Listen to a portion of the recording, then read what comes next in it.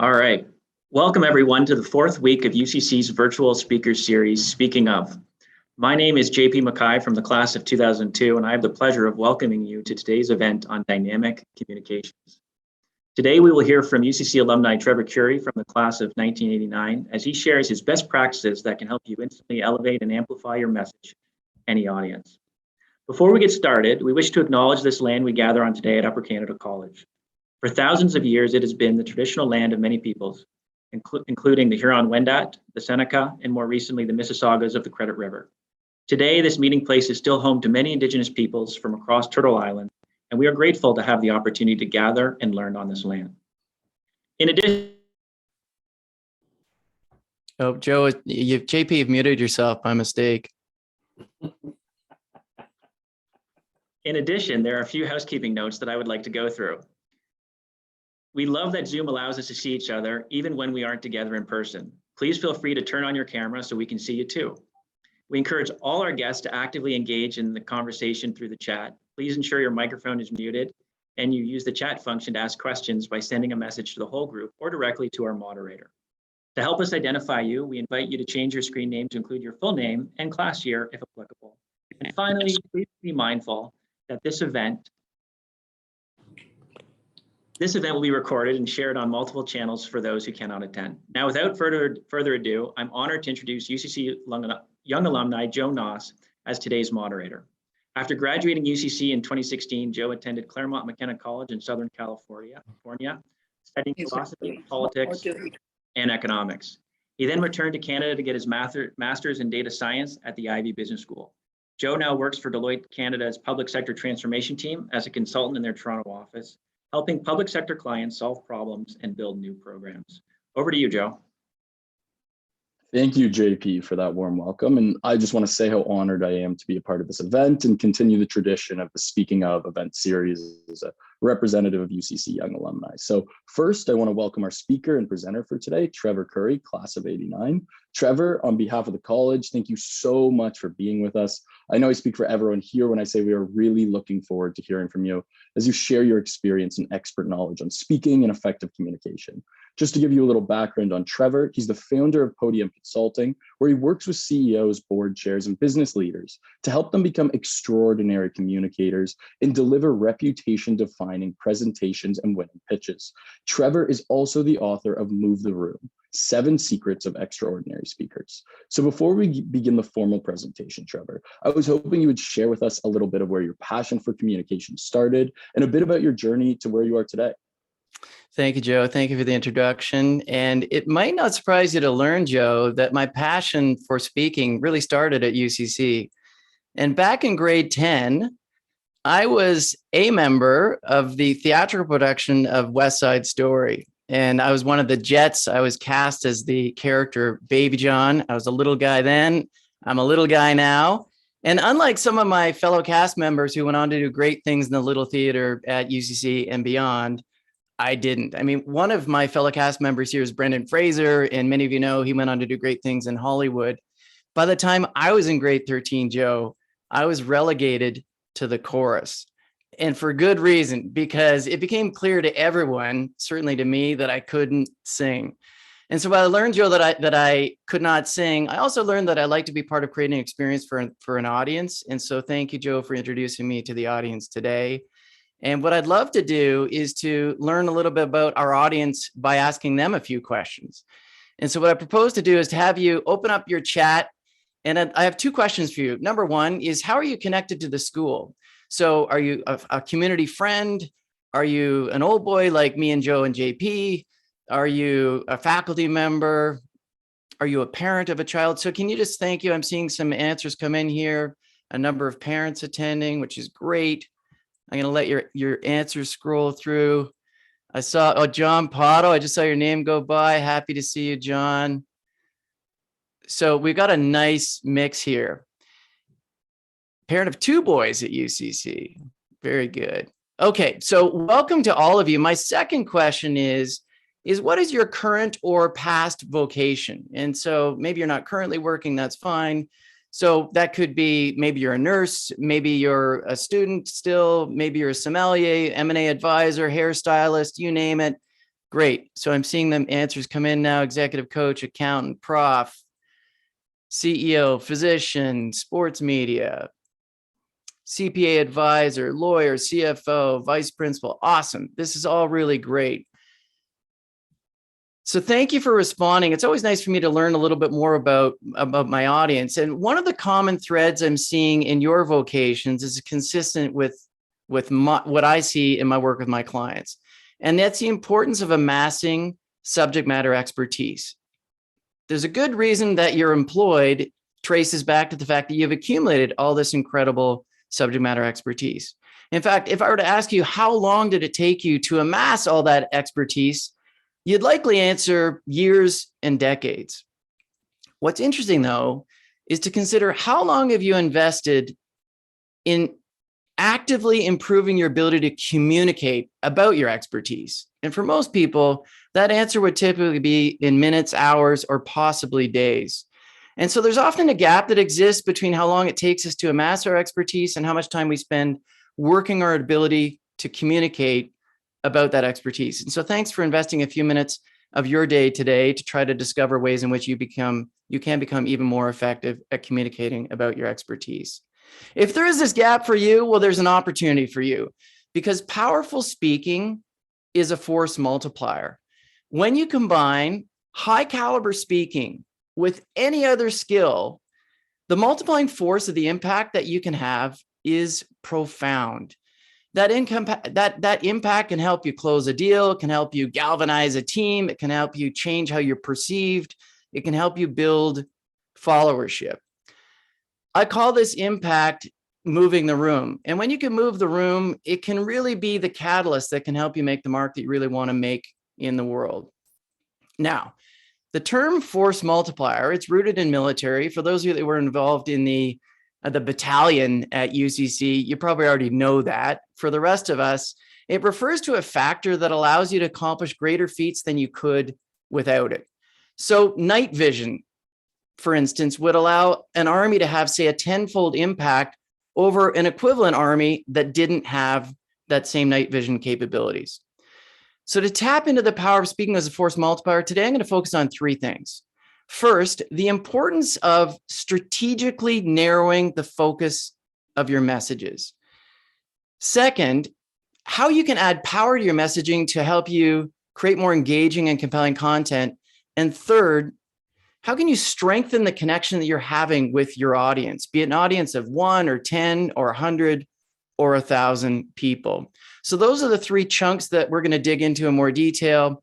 If you have any questions as we go, please direct them to Joe. And I've asked Joe beforehand to interrupt me and ask questions as they arise if they're relevant to these sections as we go. Otherwise, maybe we can postpone some of the questions till the end. Does that sound good, Joe? Okay, great. Thanks for the thumbs up on that. So strategically narrowing the focus. I had the opportunity to meet and work with a guy named Ryan, and he's given me permission to tell a story. This goes back about 15 years ago.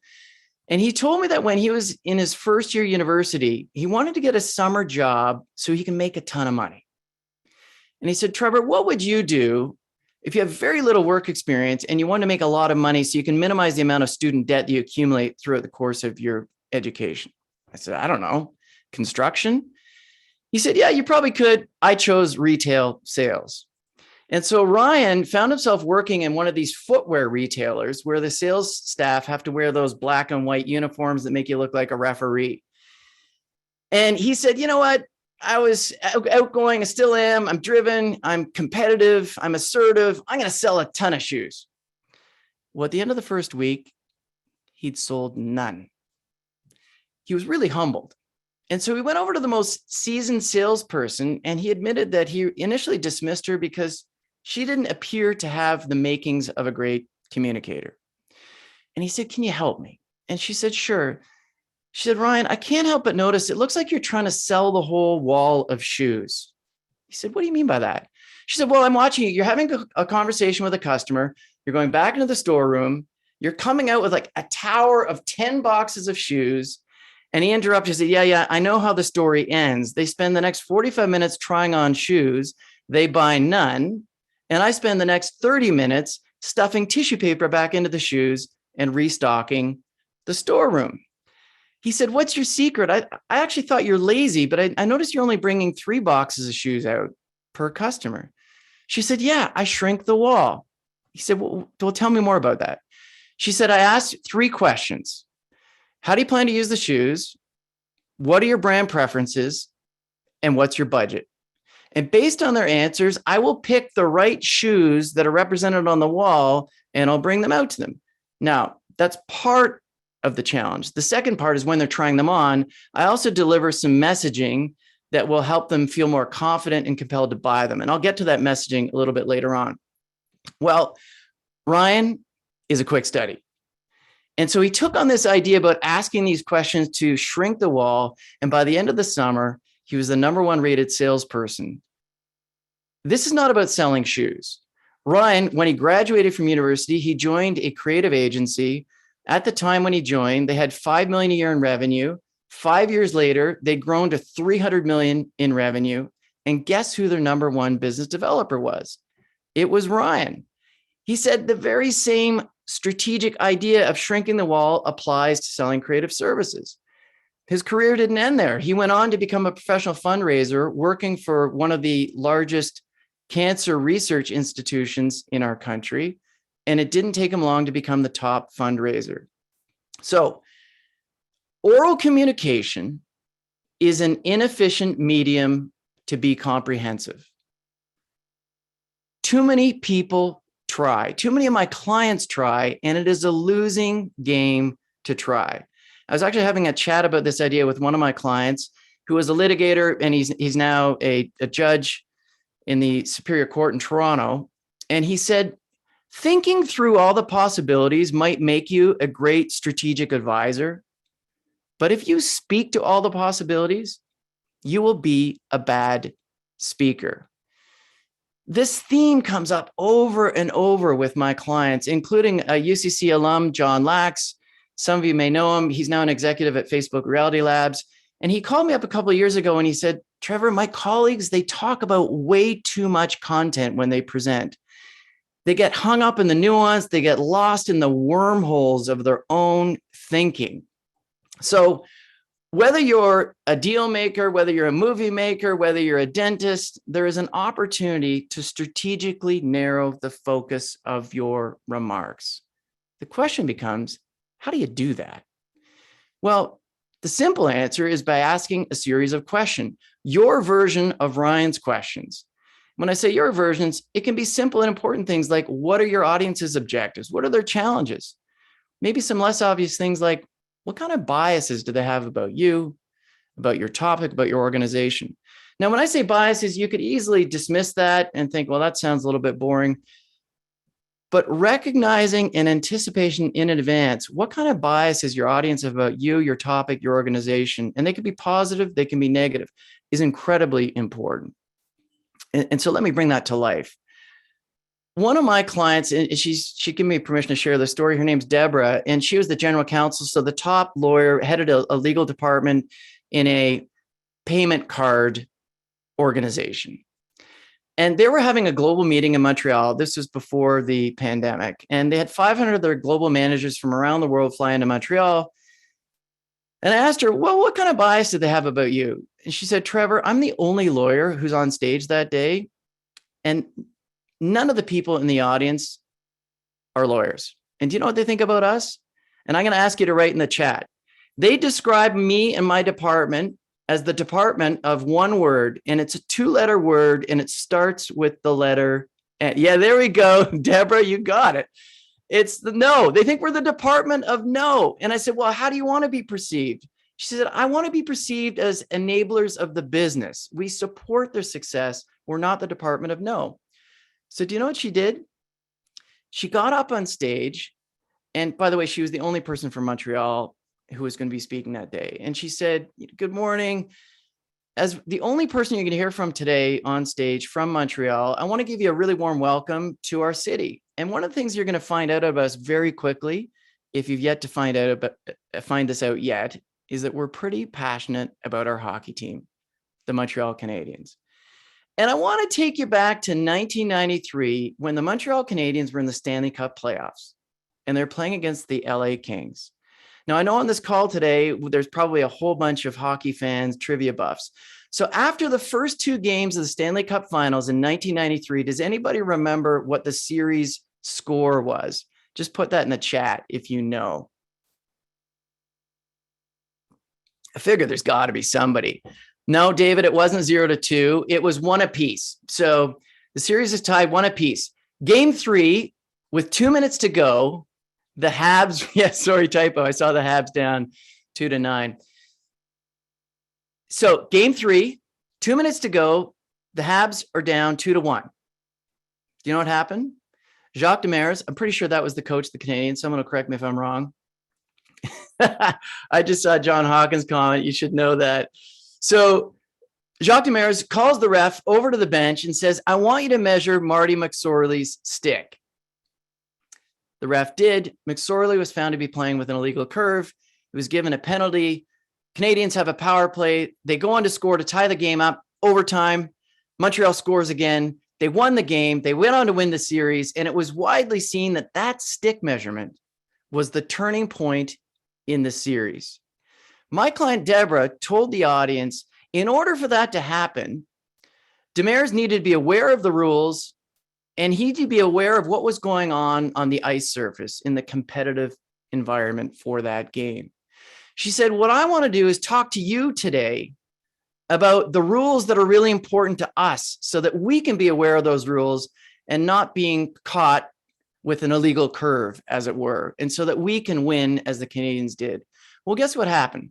By the time she sat down, her inbox was flooded with messages from her colleagues in the audience, including from the CEO, who said, I can't believe you pulled off a hockey metaphor to begin a talk to a group of non-lawyers about the law. And so when you shrink the wall by asking really strategic questions, including what kind of biases do my audience have about me, my topic, my organization, it can prompt you to cover really important content that can change, among other things, how you're perceived. So once you've shrunk the wall, you've narrowed the focus, it's then time to add power to the remaining messages that you are going to speak to. And before we do that, I just want to check in with Joe. I don't know if we have any questions so far, Joe, about shrinking the wall. No, we're good to go. Okay. So here's an approach to adding power to your message. It's not the only approach. It's using a rhetorical technique called balcony heroes, which has its origins in the State of the Union address. And so before we started, I had a chance to meet JP today for the first time. And by the way, to my fellow classmates, I don't know if you figured it out yet. You may already know JP Mackay is the son of none other than Jim Mackay, who taught us phys ed and health. So JP, State of the Union, can you please unmute and just make sure we all have a shared understanding of what's the State of the Union address? Who delivers it? Where does it take place? The President of the United States delivers an address to a joint session of Congress in the chamber of the House of Representatives. Excellent. And JP, who sits in the balcony during the State of the Union? Do you remember? Can you picture that? The First Lady or First Gentleman with distinguished guests of the First Family. You got it. And so here we have, this goes back to 2015. I appreciate I could have got a more current photo, but just for my taste in rhetoric, among other things, I chose an Obama State of the Union. So you're right. So here's the First Lady. This is Dr. Jill Biden in the green, and there are special guests who sit close to the First Lady during the State of the Union. Now, what is the communication challenge during the State of the Union? Usually it's twofold. First, the president wants to summarize the progress that the administration has had in the past year. And second, he typically wants to set out his legislative agenda for the coming year. I don't know if you ever thought about that, how hard that would be. Imagine the first half alone. How would you summarize the progress of your administration and more broadly the nation for the past year in less than an hour? That's really difficult to do. And so if you're like most, you probably lean on some macro data points like GDP growth, jobs gain, trade deficit improvement. And the president does speak to those things, but the president doesn't only speak to those things. What else does he do? Well, he often talks about a real, relatable, representative example that illustrates the positive impact that the administration has had on the lives of millions of Americans. So enter the balcony heroes, the people sitting close to the president. And so 2015, through the State of the Union, we had the opportunity to learn about the woman in the red blouse. We learned her name is Astrid Mohammed. We learned that 5 months prior to the State of the Union, she had a life-saving brain surgery procedure to remove a tumor. We also learned that this was a pre-existing medical condition, and were it not for the Affordable Care Act, she could not have afforded the surgery. We also learned she wasn't alone. She is one of millions of Americans with pre-existing medical conditions that now have insurance coverage. So Astrid is a balcony hero. She is a real, representative, relatable example of the positive impact that the administration is having on the administration's policies, I should say, are having on the lives of millions of Americans. Which president, I'm going to put this to Joe, and then we can let anybody else jump in the chat. I'm going to stop my screen share here. Which president do you think was the first to use a balcony hero during the State of the Union? So you're welcome to jump into the chat here. You can all participate. So which American president do you think was the first? Yeah. So Joe, I don't know if you're cheating and looking, but you can. Sorry, JP. Yeah, I was going to say FDR, but it seems from the chat probably Reagan. I don't know. Yeah, so there's some good consensus around Reagan. Reagan is right. So the first person to put Reagan in the chat, send your address to Samantha Kerbel, and I'll give you one of my books, because you're right. Ronald Reagan, also known as the great communicator, he was the first American president to use a balcony hero. How many presidents have since used balcony heroes during the State of the Union? Yeah, I could see your mouth moving, Joe. Every single one in every single State of the Union. Why? Because they work. Let's be clear, they have some of the best speechwriters in the world working on this address. And if there was a better rhetorical approach, they would swap out the balcony hero and swap in the better approach. But they keep it because it's effective. So here's my question for you. Are you using balcony heroes as often as you could? And by that, no, I don't mean, are you literally bringing a human being into the room to point to them during the moment of your remarks, but notionally, are you talking about people and the intersection between your work and how it affects people as often as you could? And if you're like most of my clients, the answer is no. There's typically room for you to talk more about people. And as soon as you do, you're going to strengthen the power of your messaging. You're going to make the abstract concepts about which you're speaking more relatable, concrete, understandable, and ultimately compelling. So, balcony heroes work. They evoke really powerful reactions from people, including, that's impressive. That's exactly what we need. We want that too. So those are some positive messages, positive emotions you could evoke. There's also negative ones that you might want to consciously evoke as well, which include, that's terrible, that's unacceptable, we got to do better, how can I help? So balcony heroes are one of the approaches that I talk about in my book here. There are 7 others that I cover, including seemingly mundane ones, like examples. I say seemingly mundane because you think, okay, nothing new here. They might not be new in your awareness of them, but you might not be using them as often as you could. So let me elaborate on that. So part of what informs my book is I hired a team, and the 4 of us analyzed the top 100 TED Talks of all time across more than 50 different measures. Some of the analysis had to do with content, some had to do with slides, some had to do with delivery. The top 100 TED Talks, the videos of those have been posted online, and they've been viewed over 1 billion times. Why? Because they're great. They're so great that people want to share them with their networks. Who delivers them? They tend to be subject matter experts talking about abstract concepts to smart audiences that don't share their same technical background. Who does that sound like? It likely sounds like you. So I printed off the top 100 transcripts, and I counted how many times they used all these different rhetorical approaches, including examples. So I'm going to ask you in the chat to guess, how many examples do you think the top 100 TED Talkers use in a typical 18-minute talk? So put some guesses in the chat. So 10, 15, 8. Okay. I saw 36 was a high one. 2 to 3, 8, 5, 20. All right. Thank you for your guesses. No one's given the magic number. Michelle, you are closest with 20. It's actually 18. An example a minute. Now, I don't want to confuse quantity with quality. Somebody can rattle off 5 examples in less than 5 seconds, and I'd count those as 5. They may be fairly pedestrian examples. Someone else might spend 5 minutes on one extraordinary example, and I'd count it as 1. But I think there's something helpful as this benchmark.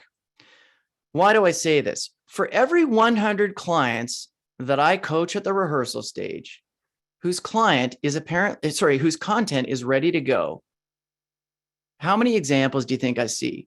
Now, let me be clear. These are seasoned, accomplished business leaders. They're intelligent. Their content is apparently ready to go. How many examples in the equivalent amount of time? 18 minutes. Yeah, Cam, I'm seeing 1 or 2. 3, Joe, I see that. It's approaching 0. So I think there's a gap that exists between what we can safely describe as best practice, an example a minute, with what we often see when people are out speaking about their practice in the wider community. I want to be clear. I'm not using this data to be prescriptive. I'm not suggesting thou shalt have 1 example a minute. But the underlying idea is I want to encourage you to think about using more examples. One of the things that I frequently do is I rehearse teams of speakers. So a team of 4 or 5 speakers are going to go and speak at a conference. They're going to host a client seminar, for example. And we get together. And in some cases, I've never seen their content before. In mid-rehearsal, I'll just interrupt the speaker and I'll just say, for instance. And do you know what their colleagues end up saying after the rehearsal? The best part of your whole talk is what came out after Trevor interrupted you and said, for instance. I joke that I paid for half of my house with those 2 words, just prompting my client by saying, for instance. And so I would challenge you to think about making your abstract concepts about what you're speaking more understandable and relatable, engaging and ultimately compelling with more concrete illustrations. So I want to talk to you about somebody else who uses even more of these rhetorical approaches to add power to messaging in a way that really matters. It matters to all of us in Canada. One of my clients that I had the opportunity to work with is both the Sick Children's Hospital and the foundation arm that supports the hospital. And so some of you on the call may actually work for either of those 2 organizations, and you're well aware that a couple of years ago, they embarked on a significant fundraising campaign to raise either $1.5 or $1.6 billion. Largest fundraising campaign in the history of hospital fundraising in Canada. And I had the opportunity to coach the executives at the hospital and the professional fundraisers on their pitch. And in doing so, I had the opportunity to work with extraordinary people, as you can imagine. They're all memorable for great reasons. I want to talk to you briefly about one, and her name is Shauna Miller. And she uses these powerful messages to make the case for giving, to support the campaign, including describe her experience of visiting the neonatal intensive care unit at the hospital. And she would explain that sick kids, they're space constrained. And so it's not uncommon they have 4 babies and their families and all the corresponding equipment to give those babies lives in one room. Often each child and their family only has 180 square feet dedicated to them. Their space is often demarcated with red duct tape on the floor. She went on to explain how she'd seen some of these babies. They're the size of a pound of butter that can fit in the palm of your hand. She went on to describe her conversation she had talking to a mom and saying, look, it's hard enough to breastfeed in the privacy of your own home. Imagine trying to do that with 3 other families just feet away from you. Imagine how much stress that would put on you. And when you're stressed and you're exhausted, you're susceptible to getting sick. Well, if you're sick, you can't visit the NICU. Imagine if that was you, if you were a young mother who was sick and you were told you can't visit your child. Well, Shauna went on to contrast that experience with other leading pediatric hospitals and how they have dedicated private rooms.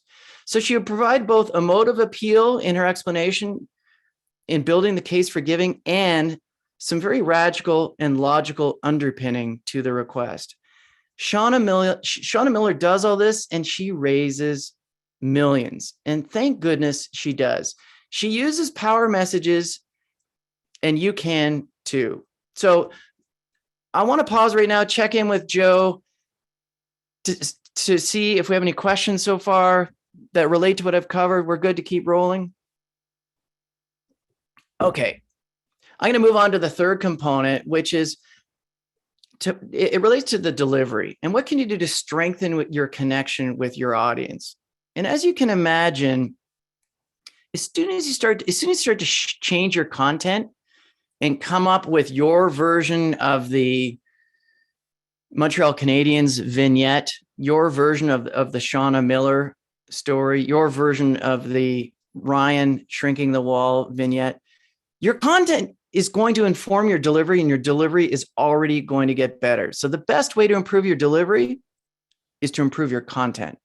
That said, you can still improve your delivery. So let's dig into that. One of the things I've been asking audiences for years now, in fact, 24 years, I love to ask people, who do you think are impressive speakers and why? And what I'd love you to do is to answer the why question in the chat. So what I'd love you to do is to think about an impressive speaker. You don't have to say who that is, but just put in the chat, who do you think is an impressive speaker? The why. What is it about their approach that makes them impressive? So let's see some of the responses in there. Inspiring. Thank you, Elaine. John, empathy, connection, humor, storytelling, relatable, humility. Love it. These are all great. Thank you, Greg. Passion, commanding the audience, voice modulation, all of those things. Confidence, you bet. Diction, sincerity. These are all really important. Thank you. Vulnerability. Yeah, Obama, everything. Thanks, Nick. Agree. Okay, so you're welcome to keep. I'm going to stop looking at those. But here's a theme that I see running through many of your responses, and ultimately people end up saying to me, the speaker makes it feel like they're just talking to me. A number of times I'll hear people recount stories that I was one of 5,000 people in the audience, and I felt like the speaker was talking to me. And chances are you've experienced that at some point. It's rare, it's valuable, and it's really powerful. And so what's different about those speakers? Well, in a phrase, they're in the room. So this is a phrase I talk about with my clients. And so what does it mean to be in the room with your audience? Well, they're connecting with you both in the head and the heart. They're speaking in a conversational way. So there's an authenticity and a sincerity. I think, Dan, you'd mentioned sincerity is one of the things that you find impressive about speakers. And they're making real eye contact. When I say real, I'm not talking about the perfunctory. I'm looking down at my script and I look up to tick the box, looking at my audience, and look down with the eye contact. So they're really in the room with you. When you combine great content and in the room delivery, you're able to effectively close a circuit with your audience. And as soon as that circuit is closed, then the energy can flow. So what impedes most speakers from being in the room with their audience? Well, it's often a combination of a number of things, including they have too much content. Talked about that. They don't know how to use their notes. And on a related front, the slides are often impeding their ability to connect and be in the room with their audience. So I want to ask you rhetorically, what's easier as the speaker?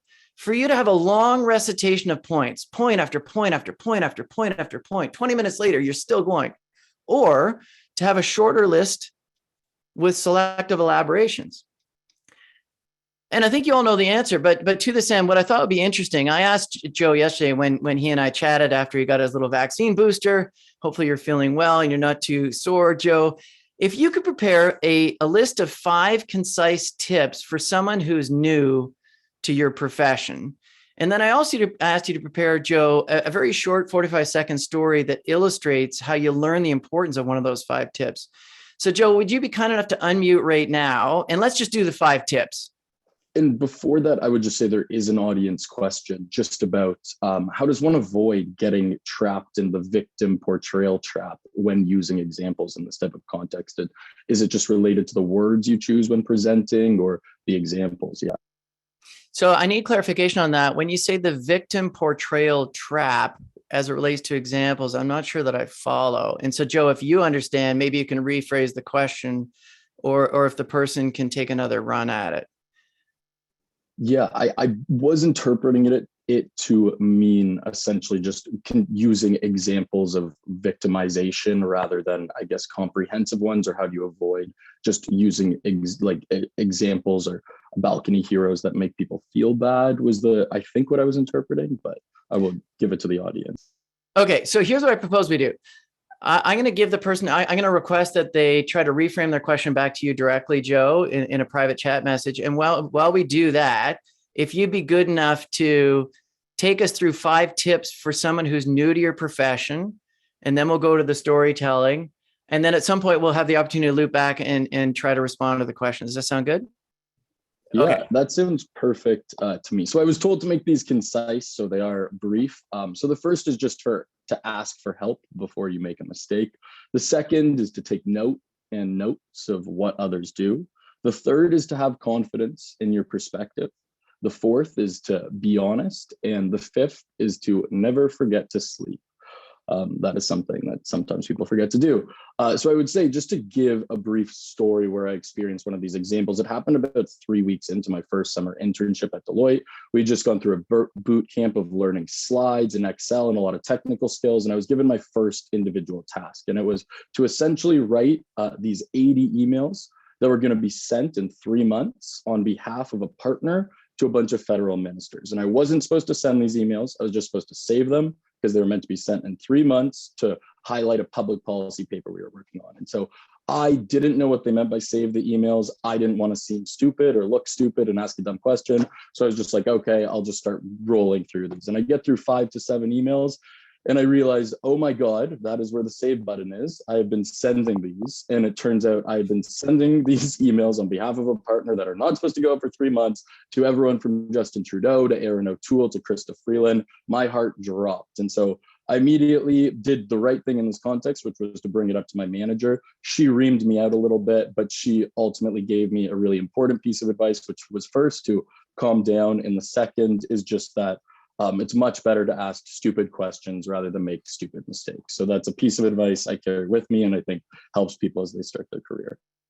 Wonderful. Awesome. So what I'd love those of you on the call to do is to just type in applause or thumbs up or something to Joe. That was terrific. And I think, Joe, you just provided a great demonstration that if you contrast having just a recitation of 5 points with selectively elaborating on one of them, when you elaborated, you really came alive. You were more animated. Your vocal range opened up. You were much more engaging. I would suggest you're also more compelling. You'll be more memorable. If we were to give the audience a pop quiz tomorrow without the heads up, and I would say, okay, everybody, pop quiz, like Sam's going to send an email. How many of those tips that Joe mentioned do you remember?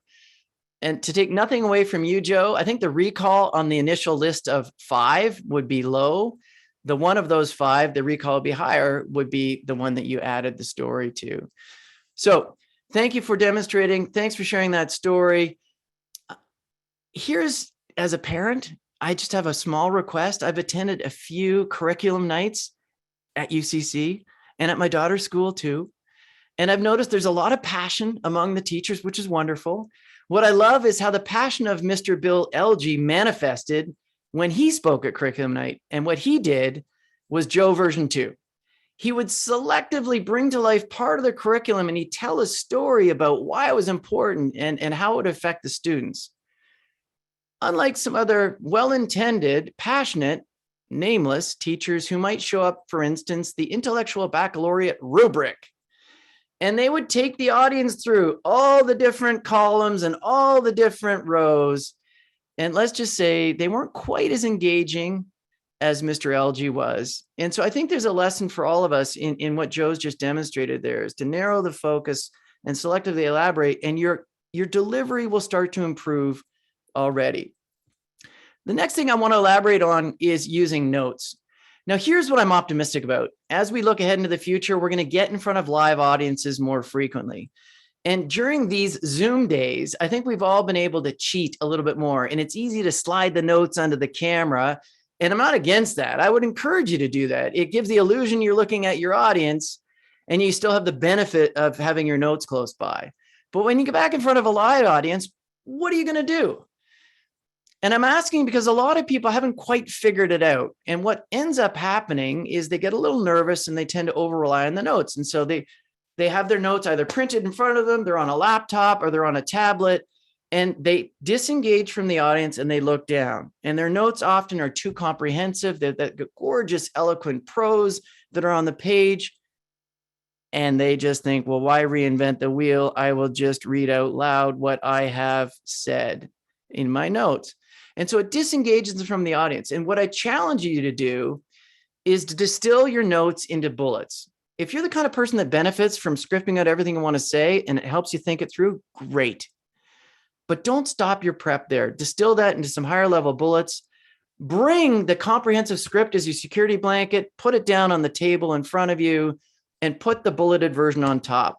Now, here's the thing. It's going to sound so simple, and it is in concept, but it's hard when you're under pressure. Separate your speaking with eye contact from your referencing of your notes. If you're able to create the silence to do that and show that you're comfortable during that silence, it's going to be incredibly empowering for you as a speaker, especially when it matters. And when it matters, the pressure goes up. When the pressure goes up, your willingness to use silence tends to go down.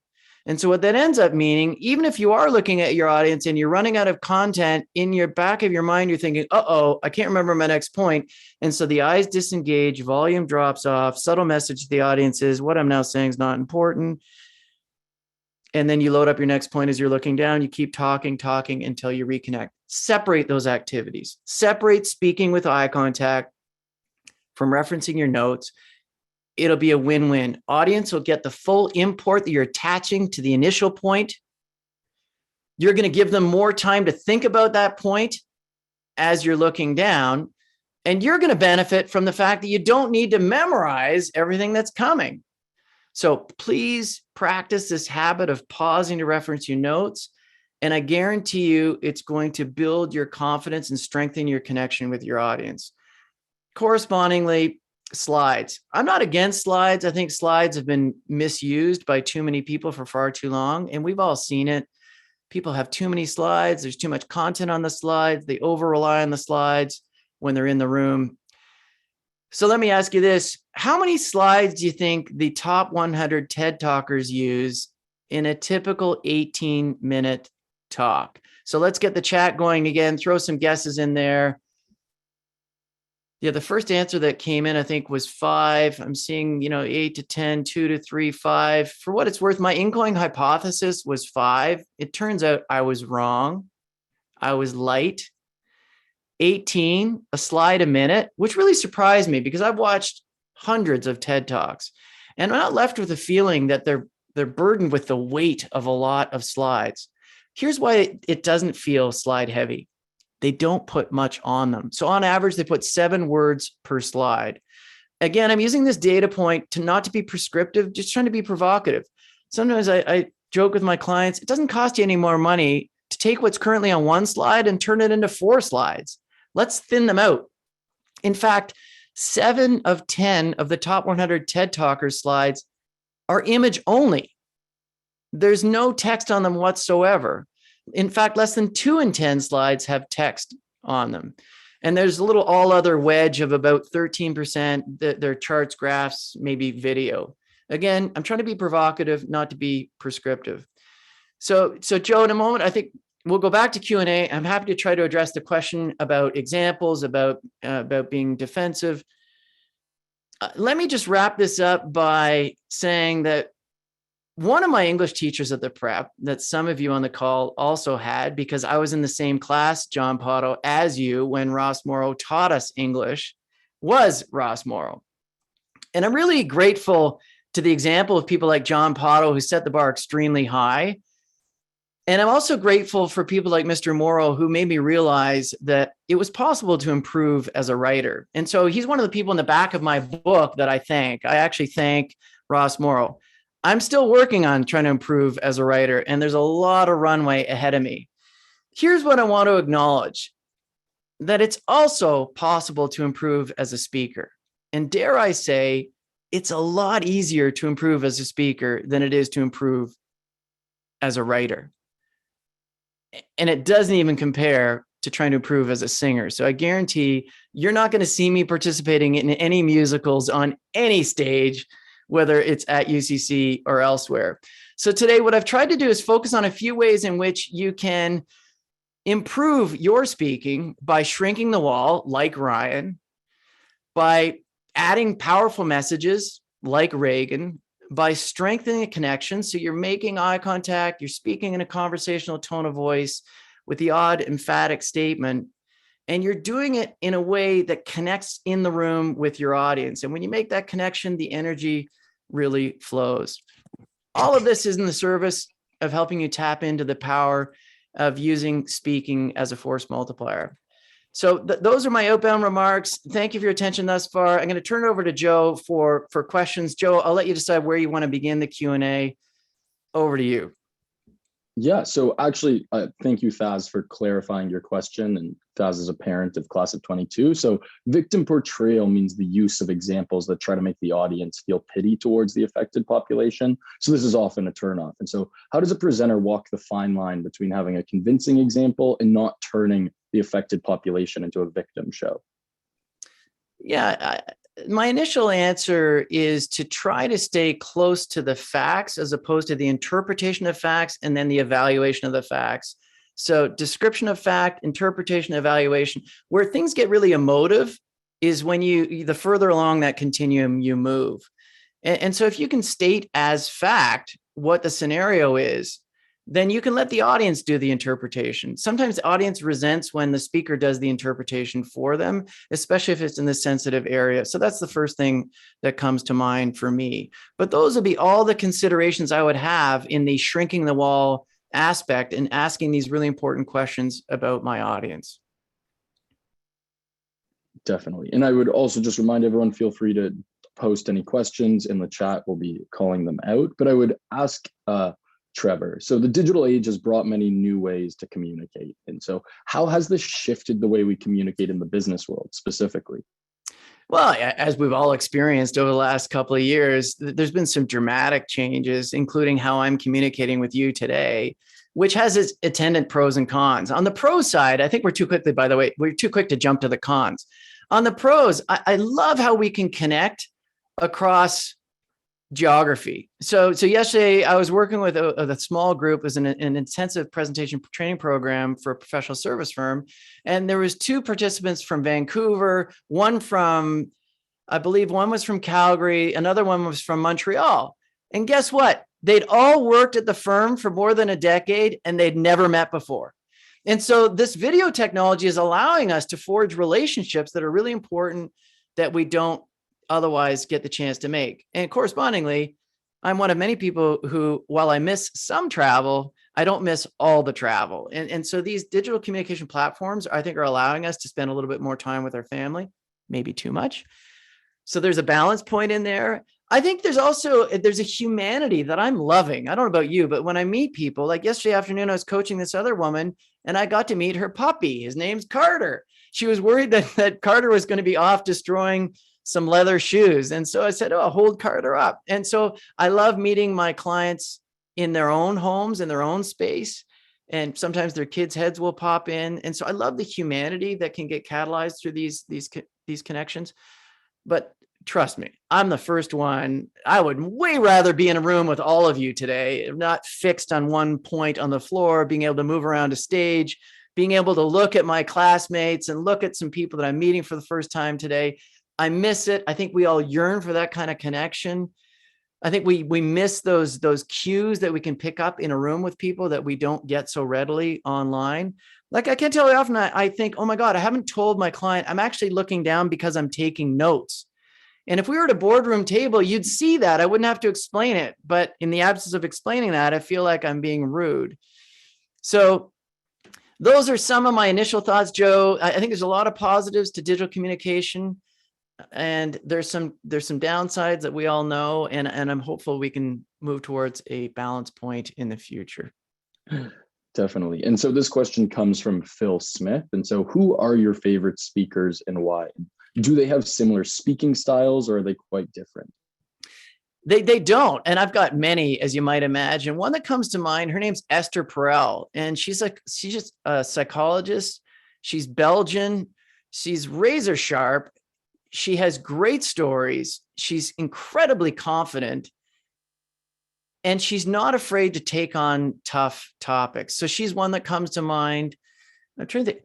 Sir Ken Robinson is brilliant. Another who I love is Ben Zander. Ben Zander, if you want to watch, actually, I'm going to give another recommendation. Another gentleman who I just love is Brian Stevenson. He's a civil rights lawyer. Some of you may have heard of him.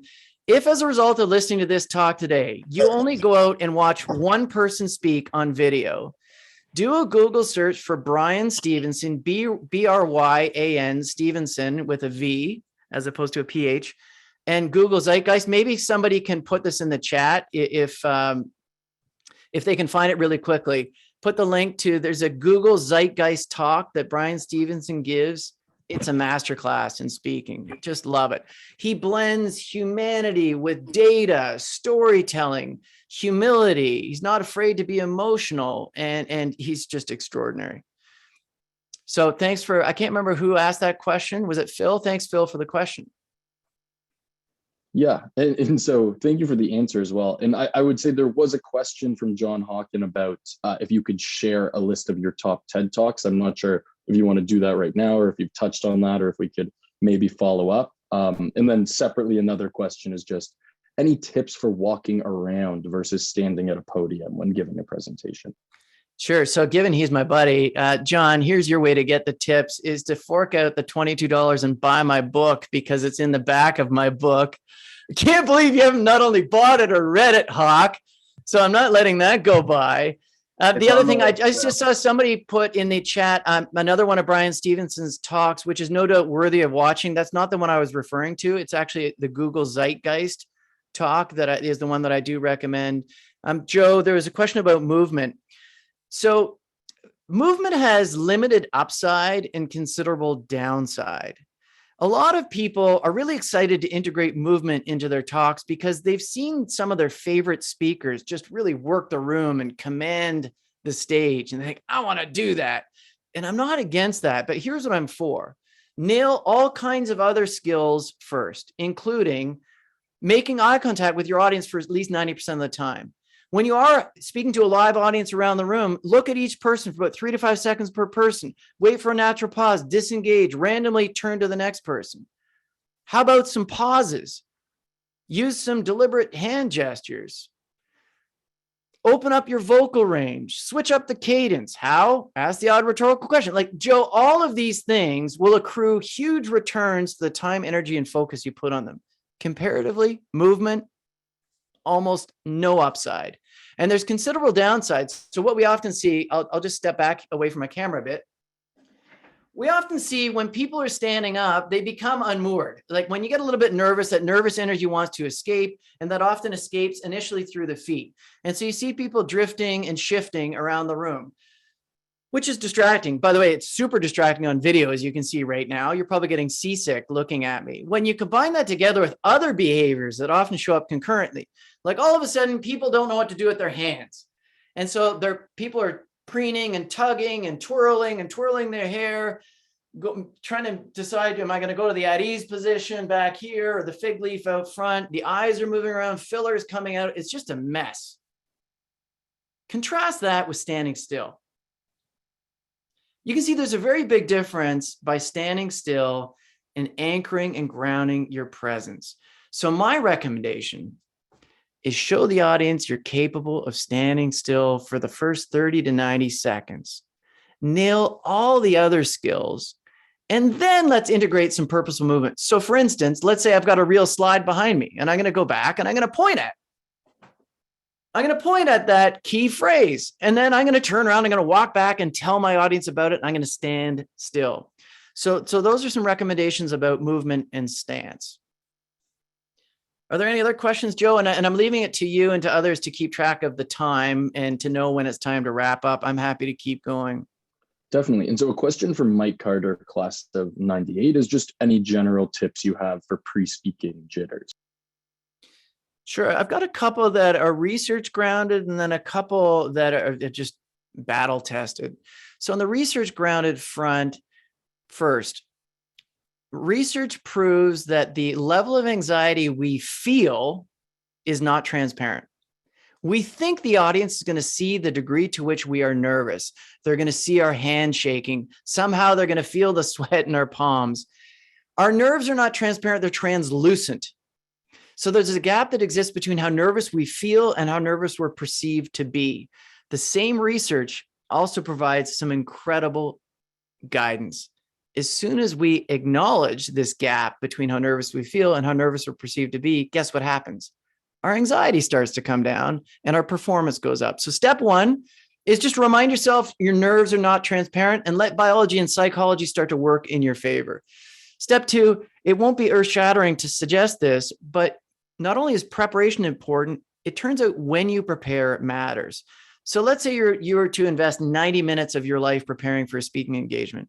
Scenario one, you invest 75 minutes a week and a half before the talk and 15 minutes the night before you talk. That's 90 minutes. Scenario two is you wait till the night before and you prep for 90 minutes. It's the same amount of prep. Well, guess which version is going to have you feeling more confident? I still get nervous until I prepare, but as soon as I'm prepared, the anxiety starts to go down. So prepare early. Those are a couple of research grounded ones. And then the final thing I'll say on the battle tested front is over rehearse your first 30 to 90 seconds. Most of my clients prepared the substantive portion of what they're going to say, but they haven't actually thought about their very first sentence. What are you going to say? And if you're leaving that to chance, you might get nervous and you're likely going to appear to be nervous. Most of us have pent up anxiety as we anticipate speaking. As soon as we start to speak, we're not yet talking about the content that we're as comfortable talking about. And so those two things exacerbate the anxiety. You're not that comfortable with the content. You got pent up anxiety. And there go the feet. Here comes the filler, the ums and ahs. So if you think really carefully, first 30 to 90, over rehearse those, you're going to hit your stride sooner. So those are a few tips. I can't remember, was it Joe who asked that question? Joe, I don't know. I know you're Joe. Mike Carter. Sorry, yes. Mike. Mike Carter, class of 98. Yeah. There you go. Great year, Yeah. 98. So Joe, do we have time for any other questions? I do not believe we have time for any more questions, or at least according to the script I was given. So with that, I would just want to thank you again, Trevor, over the past hour. I know we've all learned a lot about how to use communication as a force multiplier. It has been such a privilege to speak with and learn from you, Trevor. And I want to thank everyone involved for taking time out of your day to participate. Thanks again for the insightful and meaningful conversation. And before we conclude, I will turn it back to JP to say a few more words. Thanks, Joe. It's been great to see so many alumni, parents, colleagues, and students sign on today. This series is all about community connections and diverse perspectives. We appreciate everyone's participation in the chat today. Trevor, thanks so much for sharing your insight and expertise with the UCC community today. I think I speak for everyone when I say the lessons and tips you shared will really help us all move the room and left us feeling inspired. And special thanks too to our young alumni moderator, Joe, for navigating the Q&A portion so well and facilitating the discussion today. If you like today's presentation, you can show your support for UCC's mission to provide transformational learning with a charitable donation to the UCC Annual Fund. Your donation enables UCC to support students through investments in technology, well-being, and financial assistance. Every gift is meaningful and can be easily made online at the link in the chat below. That's all for our formal presentation today. Thank you so much for joining us this afternoon, and we hope to see you all next time Please look out in your inbox over the next few weeks for further information with respect to the continuation of the Speaking of series into the spring. Hey, Take care, JP, I everyone. just want Yeah, to Trevor. jump in, and I want to double down on thanking you, JP. I want to thank Joe. I want to thank Samantha Kerbal. I want to thank Marty Peters, who I think was the initial impetus for throwing my name into the hat. So it was a real pleasure. Awesome. Thanks so much, Trevor. Thank you, Joe, and thank you, Sam, and the team at UCC for arranging today's session. Be well, everyone. Take care. Bye-bye. Thank you all and see you later. Bye.